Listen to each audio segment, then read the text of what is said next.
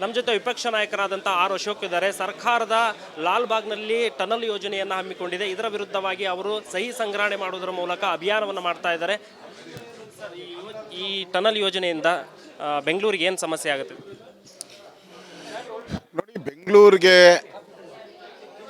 ಏನು ಬೇಕು ಅನ್ನೋದನ್ನು ಬೆಂಗಳೂರು ಜನತೆ ಜೊತೆ ಚರ್ಚೆ ಮಾಡಿ ಯಾವುದೇ ಪ್ರೋಗ್ರಾಮ್ ಮಾಡಿದ್ರೂ ಕೂಡ ನಾವು ಸ್ವಾಗತ ಮಾಡ್ತೀವಿ.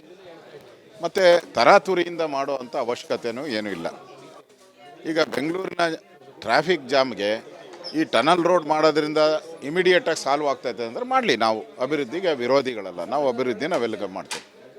ಆದರೆ ಅದನ್ನು ಮನದಟ್ಟು ಮಾಡಿಕೊಡೋ ಅಂಥ ಯಾವುದೇ ಪ್ರಯತ್ನವನ್ನು ಸರ್ಕಾರ ಮಾಡಿಲ್ಲ.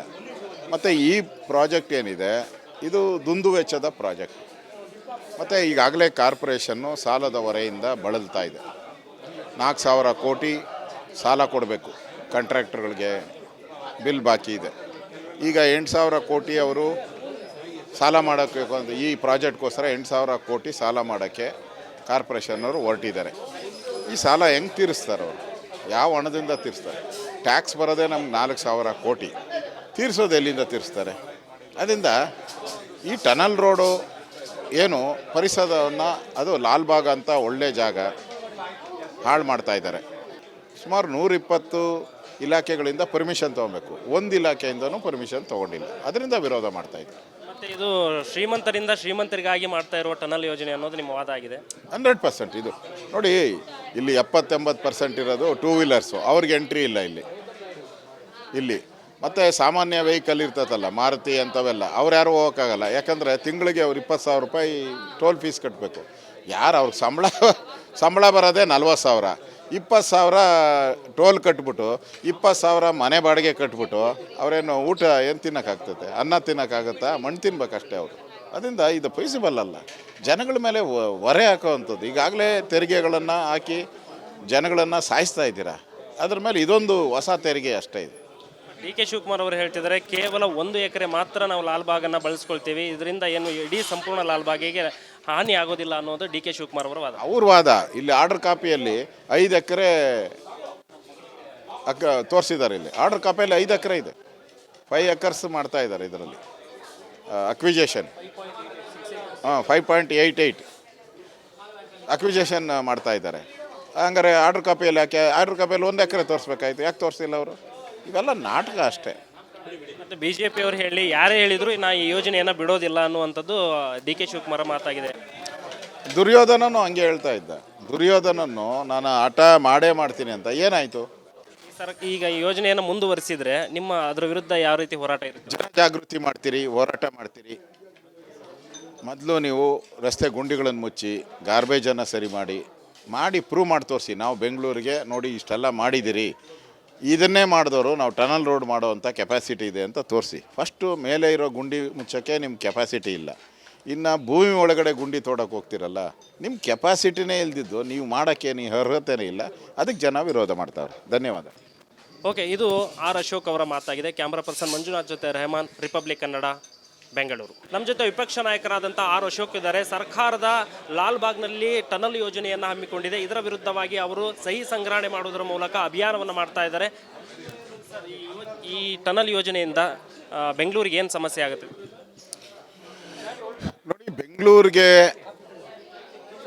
ಏನು ಬೇಕು ಅನ್ನೋದನ್ನು ಬೆಂಗಳೂರು ಜನತೆ ಜೊತೆ ಚರ್ಚೆ ಮಾಡಿ ಯಾವುದೇ ಪ್ರೋಗ್ರಾಮ್ ಮಾಡಿದ್ರೂ ಕೂಡ ನಾವು ಸ್ವಾಗತ ಮಾಡ್ತೀವಿ. ಮತ್ತು ತರಾತುರಿಯಿಂದ ಮಾಡೋ ಅಂಥ ಅವಶ್ಯಕತೆಯೂ ಏನೂ ಇಲ್ಲ. ಈಗ ಬೆಂಗಳೂರಿನ ಟ್ರಾಫಿಕ್ ಜಾಮ್ಗೆ ಈ ಟನಲ್ ರೋಡ್ ಮಾಡೋದ್ರಿಂದ ಇಮಿಡಿಯೇಟಾಗಿ ಸಾಲ್ವ್ ಆಗ್ತಾಯಿದೆ ಅಂದರೆ ಮಾಡಲಿ, ನಾವು ಅಭಿವೃದ್ಧಿಗೆ ವಿರೋಧಿಗಳಲ್ಲ, ನಾವು ಅಭಿವೃದ್ಧಿನ ವೆಲ್ಕಮ್ ಮಾಡ್ತೀವಿ. ಆದರೆ ಅದನ್ನು ಮನದಟ್ಟು ಮಾಡಿಕೊಡೋ ಅಂಥ ಯಾವುದೇ ಪ್ರಯತ್ನವನ್ನು ಸರ್ಕಾರ ಮಾಡಿಲ್ಲ. ಮತ್ತು ಈ ಪ್ರಾಜೆಕ್ಟ್ ಏನಿದೆ ಇದು ದುಂದು ವೆಚ್ಚದ ಪ್ರಾಜೆಕ್ಟ್.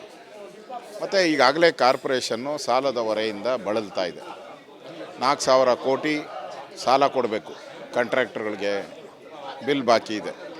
ಈಗ 8,000 ಕೋಟಿ ಅವರು ಸಾಲ ಮಾಡೋಕ್ಕೆ, ಈ ಪ್ರಾಜೆಕ್ಟ್ಗೋಸ್ಕರ 8,000 ಕೋಟಿ ಸಾಲ ಮಾಡೋಕ್ಕೆ ಕಾರ್ಪೊರೇಷನ್ನವರು ಹೊರಟಿದ್ದಾರೆ. ಈ ಸಾಲ ಹೆಂಗೆ ತೀರಿಸ್ತಾರೆ ಅವರು? ಯಾವ ಹಣದಿಂದ ತೀರಿಸ್ತಾರೆ? ಟ್ಯಾಕ್ಸ್ ಬರೋದೇ ನಮ್ಗೆ 4,000 ಕೋಟಿ, ತೀರಿಸೋದು ಎಲ್ಲಿಂದ ತೀರಿಸ್ತಾರೆ? ಅದರಿಂದ ಈ ಟನಲ್ ರೋಡು ಏನು ಪರಿಸರವನ್ನು ಅದು ಲಾಲ್ಬಾಗ್ ಅಂತ ಒಳ್ಳೆ ಜಾಗ ಹಾಳು ಮಾಡ್ತಾ ಇದ್ದಾರೆ. ಸುಮಾರು 120 ಇಲಾಖೆಗಳಿಂದ ಪರ್ಮಿಷನ್ ತೊಗೊಬೇಕು, ಒಂದು ಇಲಾಖೆಯಿಂದನೂ ಪರ್ಮಿಷನ್ ತೊಗೊಂಡಿಲ್ಲ. ಅದರಿಂದ ವಿರೋಧ ಮಾಡ್ತಾ ಇದ್ದಾರೆ. ಮತ್ತು ಇದು ಶ್ರೀಮಂತರಿಂದ ಶ್ರೀಮಂತರಿಗಾಗಿ ಮಾಡ್ತಾ ಇರುವ ಟನಲ್ ಯೋಜನೆ ಅನ್ನೋದು ನಿಮ್ಮ ವಾದ ಆಗಿದೆ. 100% ಇದು ನೋಡಿ, ಇಲ್ಲಿ 70-80% ಇರೋದು ಟೂ ವೀಲರ್ಸು, ಅವ್ರಿಗೆ ಎಂಟ್ರಿ ಇಲ್ಲ ಇಲ್ಲಿ. ಮತ್ತು ಸಾಮಾನ್ಯ ವೆಹಿಕಲ್ ಇರ್ತದಲ್ಲ, ಮಾರುತಿ ಅಂಥವೆಲ್ಲ, ಅವ್ರು ಯಾರು ಹೋಗೋಕ್ಕಾಗಲ್ಲ. ಯಾಕಂದರೆ ತಿಂಗಳಿಗೆ ಅವ್ರು 20,000 ರೂಪಾಯಿ ಟೋಲ್ ಫೀಸ್ ಕಟ್ಟಬೇಕು. ಯಾರು ಅವ್ರಿಗೆ ಸಂಬಳ ಬರೋದೇ 40,000, 20,000 ಟೋಲ್ ಕಟ್ಬಿಟ್ಟು 20,000 ಮನೆ ಬಾಡಿಗೆ ಕಟ್ಬಿಟ್ಟು ಅವರೇನು ಊಟ ಏನು ತಿನ್ನೋಕ್ಕಾಗ್ತದೆ? ಅನ್ನ ತಿನ್ನೋಕ್ಕಾಗತ್ತಾ? ಮಣ್ಣು ತಿನ್ಬೇಕಷ್ಟೇ ಅವರು. ಅದರಿಂದ ಇದು ಪಾಸಿಬಲ್ ಅಲ್ಲ. ಜನಗಳ ಮೇಲೆ ಹೊರೆ ಹಾಕೋವಂಥದ್ದು. ಈಗಾಗಲೇ ತೆರಿಗೆಗಳನ್ನು ಹಾಕಿ ಜನಗಳನ್ನು ಸಾಯಿಸ್ತಾ ಇದ್ದೀರಾ. ಅದ್ರ ಮೇಲೆ ಇದೊಂದು ಹೊಸ ತೆರಿಗೆ ಅಷ್ಟೇ ಇದು. ಡಿ ಕೆ ಶಿವಕುಮಾರ್ ಅವರು ಹೇಳ್ತಿದ್ದಾರೆ, ಕೇವಲ 1 ಎಕರೆ ಮಾತ್ರ ನಾವು ಲಾಲ್ಬಾಗನ್ನು ಬಳಸ್ಕೊಳ್ತೀವಿ, ಇದರಿಂದ ಏನು ಇಡೀ ಸಂಪೂರ್ಣ ಲಾಲ್ಬಾಗಿಗೆ ಹಾನಿ ಆಗೋದಿಲ್ಲ ಅನ್ನೋದು ಡಿ ಕೆ ಶಿವಕುಮಾರ್ ಅವರ ವಾದ. ಅವ್ರ ವಾದ. ಇಲ್ಲಿ ಆರ್ಡರ್ ಕಾಪಿಯಲ್ಲಿ 5 ಎಕರೆ ತೋರಿಸಿದ್ದಾರೆ. ಇಲ್ಲಿ ಆರ್ಡರ್ ಕಾಪಿಯಲ್ಲಿ 5 ಎಕರೆ ಇದೆ, 5 ಎಕರ್ಸ್ ಮಾಡ್ತಾ ಇದ್ದಾರೆ ಇದರಲ್ಲಿ ಅಕ್ವಿಜೇಷನ್. 5.88 ಅಕ್ವಿಜೇಷನ್ ಮಾಡ್ತಾ ಇದ್ದಾರೆ. ಹಂಗಾರೆ ಆರ್ಡರ್ ಕಾಪಿಯಲ್ಲಿ ಯಾಕೆ? ಆರ್ಡರ್ ಕಾಪಿಯಲ್ಲಿ 1 ಎಕರೆ ತೋರಿಸ್ಬೇಕಾಯ್ತು, ಯಾಕೆ ತೋರಿಸಿಲ್ಲ ಅವರು? ಇವೆಲ್ಲ ನಾಟಕ ಅಷ್ಟೇ. ಮತ್ತು ಬಿ ಜೆ ಪಿಯವರು ಹೇಳಿ, ಯಾರೇ ಹೇಳಿದ್ರು ನಾ ಈ ಯೋಜನೆಯನ್ನು ಬಿಡೋದಿಲ್ಲ ಅನ್ನುವಂಥದ್ದು ಡಿ ಕೆ ಶಿವಕುಮಾರ್ ಮಾತಾಗಿದೆ. ದುರ್ಯೋಧನನು ಹಂಗೆ ಹೇಳ್ತಾ ಇದ್ದ. ದುರ್ಯೋಧನನ್ನು ನಾನು ಹಠ ಮಾಡೇ ಮಾಡ್ತೀನಿ ಅಂತ. ಏನಾಯಿತು? ಈಗ ಈ ಯೋಜನೆಯನ್ನು ಮುಂದುವರಿಸಿದ್ರೆ ನಿಮ್ಮ ಅದರ ವಿರುದ್ಧ ಯಾವ ರೀತಿ ಹೋರಾಟ ಇರುತ್ತೆ? ಜನಜಾಗೃತಿ ಮಾಡ್ತೀರಿ, ಹೋರಾಟ ಮಾಡ್ತೀರಿ. ಮೊದಲು ನೀವು ರಸ್ತೆ ಗುಂಡಿಗಳನ್ನು ಮುಚ್ಚಿ, ಗಾರ್ಬೇಜನ್ನು ಸರಿ ಮಾಡಿ ಪ್ರೂವ್ ಮಾಡಿ ತೋರಿಸಿ. ನಾವು ಬೆಂಗಳೂರಿಗೆ ನೋಡಿ ಇಷ್ಟೆಲ್ಲ ಮಾಡಿದ್ದೀರಿ, ಇದನ್ನೇ ಮಾಡಿದವರು ನಾವು ಟನಲ್ ರೋಡ್ ಮಾಡೋವಂಥ ಕೆಪಾಸಿಟಿ ಇದೆ ಅಂತ ತೋರಿಸಿ. ಫಸ್ಟು ಮೇಲೆ ಇರೋ ಗುಂಡಿ ಮುಚ್ಚೋಕ್ಕೆ ನಿಮ್ಮ ಕೆಪಾಸಿಟಿ ಇಲ್ಲ. ಇನ್ನು ಭೂಮಿ ಒಳಗಡೆ ಗುಂಡಿ ತೋಡಕ್ಕೆ ಹೋಗ್ತಿರಲ್ಲ, ನಿಮ್ಮ ಕೆಪಾಸಿಟಿನೇ ಇಲ್ದಿದ್ದು ನೀವು ಮಾಡೋಕ್ಕೆ ನೀವು ಅರ್ಹತೆನೇ ಇಲ್ಲ. ಅದಕ್ಕೆ ಜನ ವಿರೋಧ ಮಾಡ್ತಾರೆ. ಧನ್ಯವಾದ. ಓಕೆ, ಇದು ಆರ್ ಅಶೋಕ್ ಅವರ ಮಾತಾಗಿದೆ. ಕ್ಯಾಮ್ರಾ ಪರ್ಸನ್ ಮಂಜುನಾಥ್ ಜೊತೆ ರೆಹಮಾನ್, ರಿಪಬ್ಲಿಕ್ ಕನ್ನಡ, ಬೆಂಗಳೂರು. ನಮ್ಮ ಜೊತೆ ವಿಪಕ್ಷ ನಾಯಕರಾದಂಥ ಆರ್ ಅಶೋಕ್ ಇದ್ದಾರೆ. ಸರ್ಕಾರದ ಲಾಲ್ಬಾಗ್ನಲ್ಲಿ ಟನಲ್ ಯೋಜನೆಯನ್ನು ಹಮ್ಮಿಕೊಂಡಿದೆ. ಇದರ ವಿರುದ್ಧವಾಗಿ ಅವರು ಸಹಿ ಸಂಗ್ರಹಣೆ ಮಾಡುವುದರ ಮೂಲಕ ಅಭಿಯಾನವನ್ನು ಮಾಡ್ತಾ ಇದ್ದಾರೆ. ಈ ಟನಲ್ ಯೋಜನೆಯಿಂದ ಬೆಂಗಳೂರಿಗೆ ಏನು ಸಮಸ್ಯೆ ಆಗುತ್ತೆ? ನೋಡಿ, ಬೆಂಗಳೂರಿಗೆ ಏನು ಬೇಕು ಅನ್ನೋದನ್ನು ಬೆಂಗಳೂರು ಜನತೆ ಜೊತೆ ಚರ್ಚೆ ಮಾಡಿ ಯಾವುದೇ ಪ್ರೋಗ್ರಾಮ್ ಮಾಡಿದ್ರೂ ಕೂಡ ನಾವು ಸ್ವಾಗತ ಮಾಡ್ತೀವಿ. ಮತ್ತು ತರಾತುರಿಯಿಂದ ಮಾಡೋ ಅಂಥ ಅವಶ್ಯಕತೆಯೂ ಏನೂ ಇಲ್ಲ. ಈಗ ಬೆಂಗಳೂರಿನ ಟ್ರಾಫಿಕ್ ಜಾಮ್ಗೆ ಈ ಟನಲ್ ರೋಡ್ ಮಾಡೋದ್ರಿಂದ ಇಮಿಡಿಯೇಟಾಗಿ ಸಾಲ್ವ್ ಆಗ್ತಾಯಿದೆ ಅಂದರೆ ಮಾಡಲಿ. ನಾವು ಅಭಿವೃದ್ಧಿಗೆ ವಿರೋಧಿಗಳಲ್ಲ, ನಾವು ಅಭಿವೃದ್ಧಿನ ವೆಲ್ಕಮ್ ಮಾಡ್ತೀವಿ.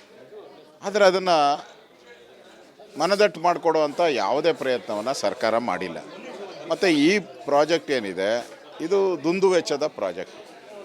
ಮತ್ತು ಈಗಾಗಲೇ ಕಾರ್ಪೊರೇಷನ್ನು ಸಾಲದ ಹೊರೆಯಿಂದ ಬಳಲ್ತಾ ಇದೆ. 4,000 ಕೋಟಿ ಸಾಲ ಕೊಡಬೇಕು ಕಾಂಟ್ರಾಕ್ಟರ್ಗಳಿಗೆ, ಬಿಲ್ ಬಾಕಿ ಇದೆ. ಈಗ 8,000 ಕೋಟಿ ಅವರು ಸಾಲ ಮಾಡೋಕ್ಕೆ, ಈ ಪ್ರಾಜೆಕ್ಟ್ಗೋಸ್ಕರ 8,000 ಕೋಟಿ ಸಾಲ ಮಾಡೋಕ್ಕೆ ಕಾರ್ಪೊರೇಷನ್ನವರು ಹೊರಟಿದ್ದಾರೆ. ಈ ಸಾಲ ಹೆಂಗೆ ತೀರಿಸ್ತಾರೆ ಅವರು? ಯಾವ ಹಣದಿಂದ ತೀರಿಸ್ತಾರೆ? ಟ್ಯಾಕ್ಸ್ ಬರೋದೇ ನಮ್ಗೆ 4,000 ಕೋಟಿ, ತೀರಿಸೋದು ಎಲ್ಲಿಂದ ತೀರಿಸ್ತಾರೆ? ಅದರಿಂದ ಈ ಟನಲ್ ರೋಡು ಏನು ಪರಿಸರವನ್ನು ಅದು ಲಾಲ್ಬಾಗ್ ಅಂತ ಒಳ್ಳೆ ಜಾಗ ಹಾಳು ಮಾಡ್ತಾ ಇದ್ದಾರೆ. ಸುಮಾರು 120 ಇಲಾಖೆಗಳಿಂದ ಪರ್ಮಿಷನ್ ತೊಗೊಬೇಕು, ಒಂದು ಇಲಾಖೆಯಿಂದನೂ ಪರ್ಮಿಷನ್ ತೊಗೊಂಡಿಲ್ಲ. ಅದರಿಂದ ವಿರೋಧ ಮಾಡ್ತಾ ಇದ್ದಾರೆ. ಮತ್ತು ಇದು ಶ್ರೀಮಂತರಿಂದ ಶ್ರೀಮಂತರಿಗಾಗಿ ಮಾಡ್ತಾ ಇರುವ ಟನಲ್ ಯೋಜನೆ ಅನ್ನೋದು ನಿಮ್ಮ ವಾದ ಆಗಿದೆ. 100% ಇದು ನೋಡಿ, ಇಲ್ಲಿ 70-80% ಇರೋದು ಟೂ ವೀಲರ್ಸು, ಅವ್ರಿಗೆ ಎಂಟ್ರಿ ಇಲ್ಲ ಇಲ್ಲಿ. ಮತ್ತು ಸಾಮಾನ್ಯ ವೆಹಿಕಲ್ ಇರ್ತದಲ್ಲ, ಮಾರುತಿ ಅಂಥವೆಲ್ಲ, ಅವ್ರು ಯಾರು ಹೋಗೋಕ್ಕಾಗಲ್ಲ. ಯಾಕಂದರೆ ತಿಂಗಳಿಗೆ ಅವ್ರು 20,000 ರೂಪಾಯಿ ಟೋಲ್ ಫೀಸ್ ಕಟ್ಟಬೇಕು. ಯಾರು ಅವ್ರಿಗೆ ಸಂಬಳ ಬರೋದೇ 40,000, 20,000 ಟೋಲ್ ಕಟ್ಬಿಟ್ಟು 20,000 ಮನೆ ಬಾಡಿಗೆ ಕಟ್ಬಿಟ್ಟು ಅವರೇನು ಊಟ ಏನು ತಿನ್ನೋಕ್ಕಾಗ್ತದೆ? ಅನ್ನ ತಿನ್ನೋಕ್ಕಾಗತ್ತಾ? ಮಣ್ಣು ತಿನ್ಬೇಕಷ್ಟೇ ಅವರು.